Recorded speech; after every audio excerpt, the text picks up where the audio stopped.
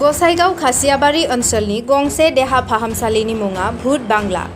गसाइगाव महकुमानि सिङाव थानाय खासियाबारि हाथाइनि साखाथियाव थानाय सोरखारि देहा फाहामसालिया गोबाव समनिफ्रायनो आद्रा लुनाय थासारियाव गोदोसोनानै दं।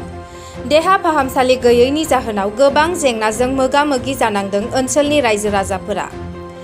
10 दाननि सिगां बिटिसिनि गाहाय मावफुं सोद्रोमा प्रमद बर'जों लोगोसे मावफुं सोद्रोमा अरुप कुमार दे बिथांमोना लुफिननायनि थाखाय अन्थाइ खाम्फा गायसनफिनदोंमोन। लोगोसे अरुप कुमार दे बिथाङा 20 बिसना गोनां देहा फाहामसालिनि लुखांफिननायनि थाखाय 1 कौटि रां हरनायनि बाथ्राबो होदोंमोनब्लाबो दिनैसिम देहा फाहामसालिनि लुखांफिननायनि जेबो खामानि मावनायखौ नुनो मोनाखै होननानै फोरमायदों ओनसोलनि रायजो राजाफोरा।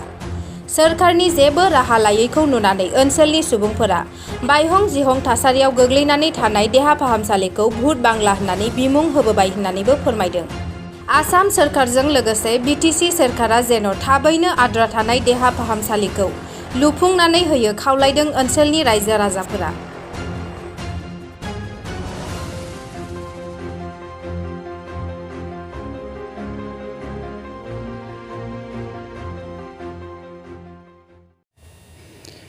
बे देहा फाहामसालियाथ' गोबाव समनिफ्रायनो गोग्लैसोनानै दं, गोबाव दिनानो जालांबाय। जों रायजो जानानै खासियाबारि एलेखानि जानानै जों जेन' बे हस्पिटालखौ जोंनि दैदेनगिरिफ्रा जेन' थाब बानायनानै होयो बेनि थाखाय जों खावलायदों आरो। माबायदि समस्याजों नोंथांमोना मोगा-मोगि जानांदों? जोङोथ' बाव बिनि बासिन्दा हिसाबै जों बहुद खस्थ'आव गोग्लैनाङो। मानो होनबा जोंनि जायगायाव खाथि खालायाव जेन' जोंना बिदि हस्पिटालबो गैया। जों माबा मोनसे बेमार आजाराव गोग्लैयोब्ला जोङो गसाइगाव बायदि गोजान जायगायाव जों लानानै थांनांगौ जायो।